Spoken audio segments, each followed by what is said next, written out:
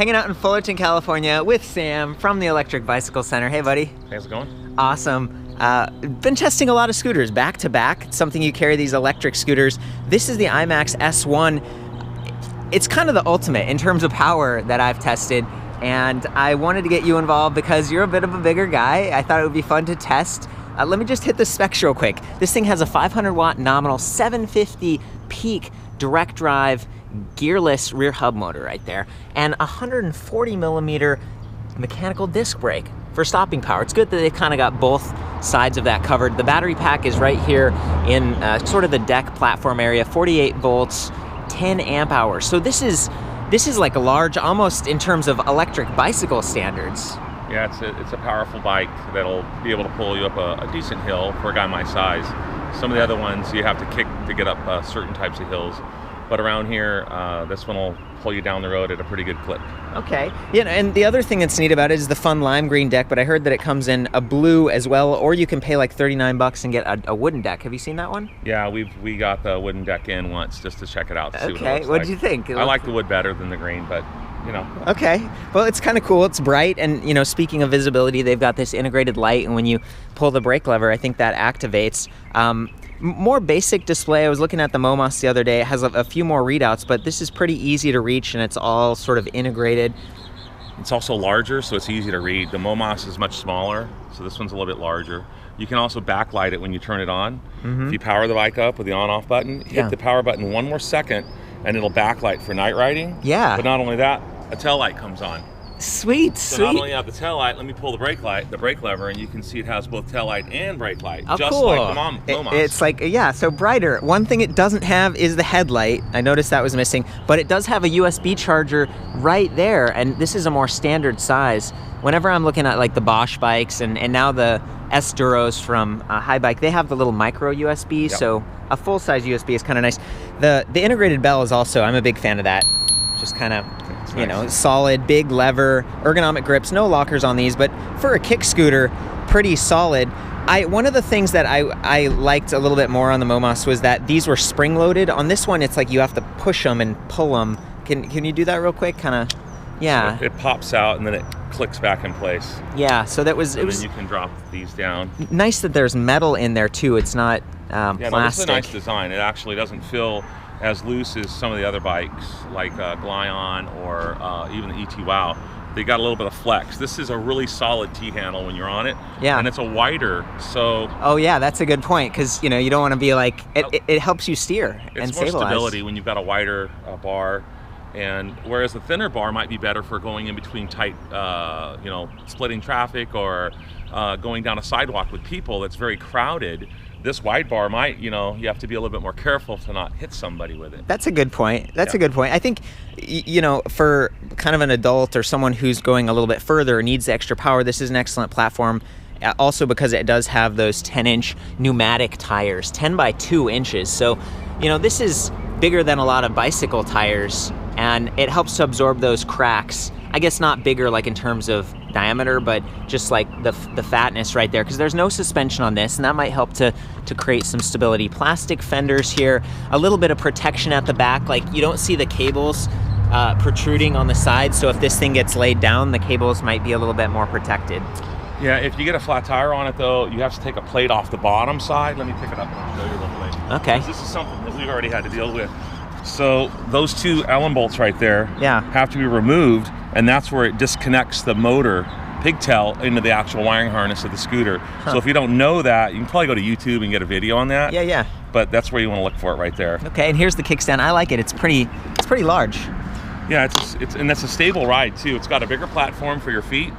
Mm-hmm. A little bit heavier. I think it came in at what, 34 pounds? Oh, it was 40. Oh, was it 40 pounds? 40 pounds, yeah. And here's the charger. Again, a little bit of a larger thing. 2 amps. It's got the metal plug at one end, and that plugs in right here at the front of the deck with this little slider cover. And then also one of the other, I guess, consequences of having the bigger motor and the battery and everything is that this does cost more. It's like $12.99. Yeah. You pay for what you get, though. You know, there's that old saying. I'm with you. Yeah, this is a better quality scooter, in my opinion, in a lot of different ways. And it's You know, the manufacturer distributor claims, they don't make a claim, they say that they've won the Red Dot Award in Europe. Oh. So I guess that's like, compared to all the other scooters on the market, this was the winner over there. And this is kind of a new, I'd say only the last 2 to 3 years, you've seen these lithium powered scooters come to the market, other than GoPed, who had, you know, they switched over from lead acid Excited to check that out too, yeah. We'll do that at a later Kind of date. the classic. One of the things we had issues with on the first run was the folding mechanism, and they've kind of addressed that. But let me show you how to fold the bike. Please, yeah. Because there was a lot of people that couldn't figure it out. I love that the wires integrate right here too, and you know, these ones are a little bit more out of the way. The Momos, they came down and they kind of collided with the fender a little bit. This is a much cleaner, and also like the Momos, this one doesn't have any pins, so this will slide all the way down if it's not tight. And it's just super, it's not like there are only 2 settings. It's like you can slide it for your perfect height. Well, you can slide the others to your perfect height as well, but they don't have that safety mechanism where the pin will click in, and that'll keep you, like say this is loose and you got a kid riding it, it could collapse on you, and then your kid goes over the bars when they're hitting the brakes. So it is nice having those pins. It's almost like a safety feature where it'll stop the bar from going down. Well, wait, so this one doesn't have, it's just quick release? Yeah, it's just quick release, and it'll just drop all the way down. So you got to make sure it's tight, is what we're saying. Yeah, you got to make sure these are tight, and it's a nice lever there, so make sure that's tightened all the way up. Got the thumb screw. Okay, so you can bring the bars down. Let's do the rest of the folding steps here. Yeah, so to fold this, you pull back on the lever right here, and then your instinct is to push on it. Well, that'll break the mechanism, and we had a customer do that, and then after they did that, we found out from the manufacturer, you actually have to put your foot in front and release the pressure there. You see how the bike's kind of pivoting? While I'm pulling forward, then I can push down on it. And it's not hard, you just gently kind of tap it. Yeah. So those 2 steps, you kind of pull the stem forward, then you tap on that. I'm standing on that, I don't want to put all my weight on there to break it, but you can see, hey, why won't it fold? Yeah. Put your foot in forward, and then release that pressure right there. Yep. Then step with your other foot, and it'll fold down the rest of the way. And then it does lock. It will lock. So you can lift it just like most kick scooters. Carry it around. Yeah, I mean, see, it's a little heavy. This is a little bit on the heavier side for individuals, but if you're just like putting it on and off the train or out of the trunk of your car, not bad. That's manageable. Yeah. And it's locked in and it feels real solid when I pick it up. It's not got a lot of play or looseness, you know, on it. It feels really good. I was really impressed with like the Glyon dolly that you can kind of drag around, almost like a little piece of luggage. And I've tried to do that a couple times with these other scooters where you just grab the front wheel and drag around. These, see if I can do it. Yeah, be careful so it doesn't tip and scrape the handlebars. Yeah, what do you think? Does that work? Totally. That's totally doable. Kind of a clever way to bring it around. Because this is a gearless direct drive motor, it's very quiet, it's smooth, but there is a little bit of cogging, so that's like, if you're just coasting, if you were out of batteries, the magnets repel and it just doesn't spin as freely. Like that front wheel, see it just goes and goes, and then the back wheel, you know, you see it slows a little bit more quickly.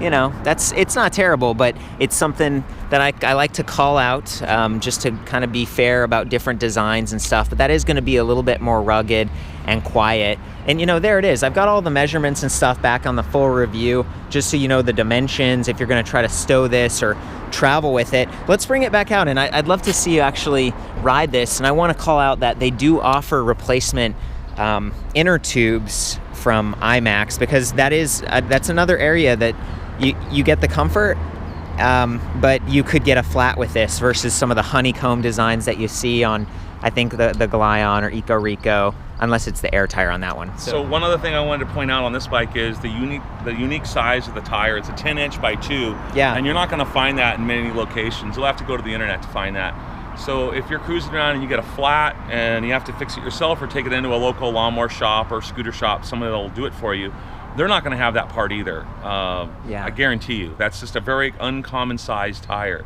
So my advice would be buy a spare tube when you buy the bike, the scooter rather.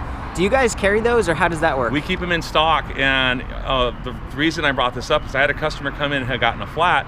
I had 2 tires and 4 tubes. Yeah. And I'm like, yeah, I got a tube, come on down, no problem. He came into the shop, he cleared me out, and I'm like, dude. You're like, oh, those are my spares. Yeah, that's what I need for the customers. And sure enough, later in the week, somebody else needed one. I had none. And some manufacturer takes longer than others, but I've got another source to get those from, so we try to keep those tires and tubes in stock at all times. Okay, yeah, I mean, you're here in Fullerton, so that's great if people are local. What is shipping time like? Because you got the website too, so. We can ship anywhere in the States in 5 days to the East Coast. We're, of course, on but the then, West yeah, Coast. it's still 5 days. So I get what you're saying. If you get this or you get the MoMOS, you might just want to, you know, in your order, ask for a couple extra tubes. Air tubes, yeah. and slime. What do you think about that? Like, it'll help if you get a small high pressure puncture. You can carry a mini pump, but it's still gonna slowly If you deflate. get a good size flat, it's going down. And maintain your tire pressure on these too. That's important.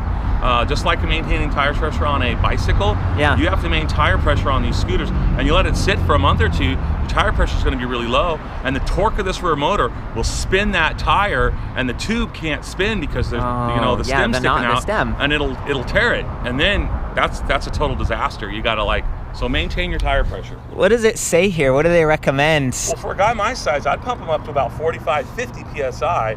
They might only recommend 35. Yeah, they say 36 right here, but it's like, do they often explode if you overinflate it, or is it like, it depends it's more on the quality of the product, and these look like they have good tires on there. Okay. So yeah, thanks, I'm man. going to say go 40, 45 for a heavier rider like myself. Sweet. Oh, let's check out the other display readouts real quick. So you just have miles per hour, 5 dots for power level, and then, as you were saying, you can kind of activate the lights and then arrow up to looks like 5 different levels of power. So, you know, the first level you're going to get to like 8 or 9 miles per hour, and it's going to be a little smoother. With the top one, you can get all the way up to 20 miles per hour. Yeah, hey, I noticed something else too, Court, right now while we're looking at the bike.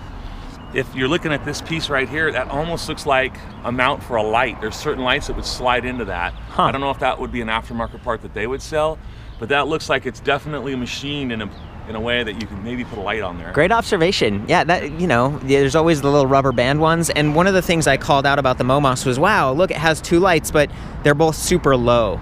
They're both like way down here, versus having one on your helmet, you know, up here on your backpack or something, just trying to be looking out. So do you want to do it? You want to scoot around?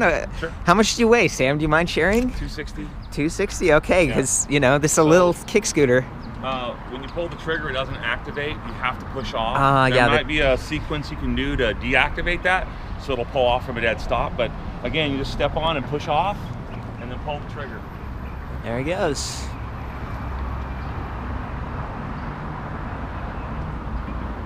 Looking good. Have you done hills with this thing? Like, what do you think? I can do a pretty good hill with it. Do a decent hill. It's looking sweet. You got the trigger throttle if you let go of that. Oh, and I think so there's no brake lever inhibitor on this one, or is there? Because it activates the lights, doesn't it? It does, but I don't think it's a brake inhibitor. Let's check. Yeah, like press the throttle and do the brake lever. So you can hear how quiet it is now too. I'm in full Yeah, throttle look at right that. here. Dude, this is a sweet shot. Thank you.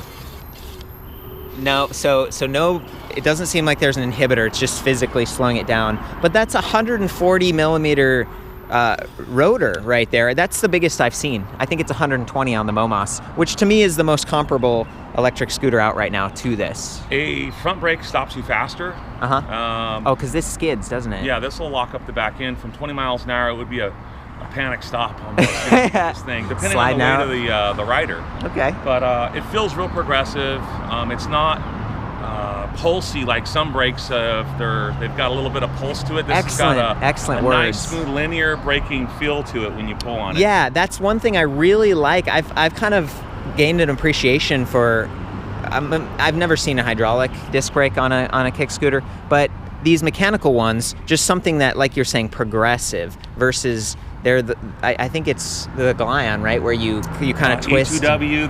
There's a few of them out there that have it's like a regen brake. Yeah. And that takes a little bit of practice to get the hang of. This is more intuitive for me because I'm just used to pulling a brake from bicycling and motorcycling. Yeah. But on the regen ones, you got to get used to the distance on how long it takes you to slow those down.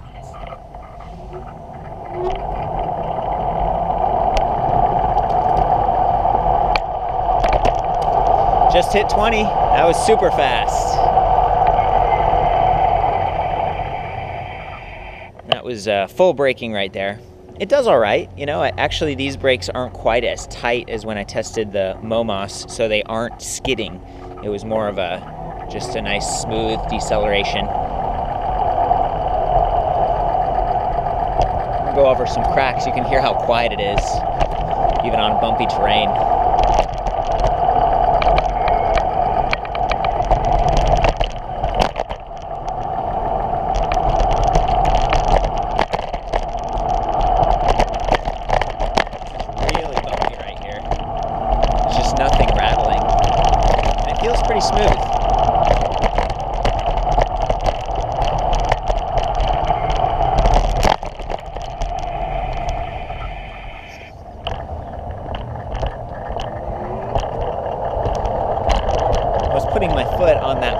cover, but it does squish down and rub against the tire a little bit. So probably want to put both feet on the deck.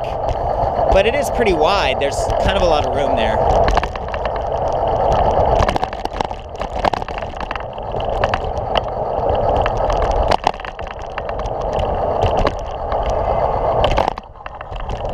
And it's working great.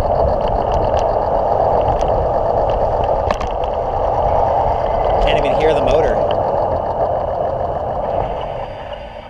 I was kind of surprised there's even enough room to kind of side by side with your feet. Mine are 9.5 shoe size, so, you know, kind of medium.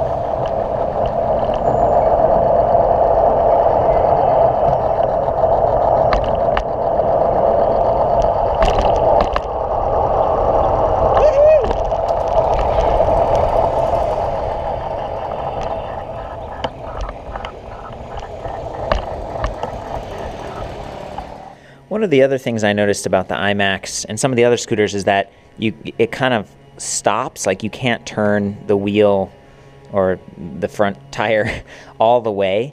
On the Momos, you could, which was kind of interesting. It allowed me to do a little bit tighter turns, but then you kind of worry about the cables getting pulled. And there's that light I was talking about. So, you know, the tires and everything, they're similar. They're similar in a lot of ways. The Momos is a little bit lighter.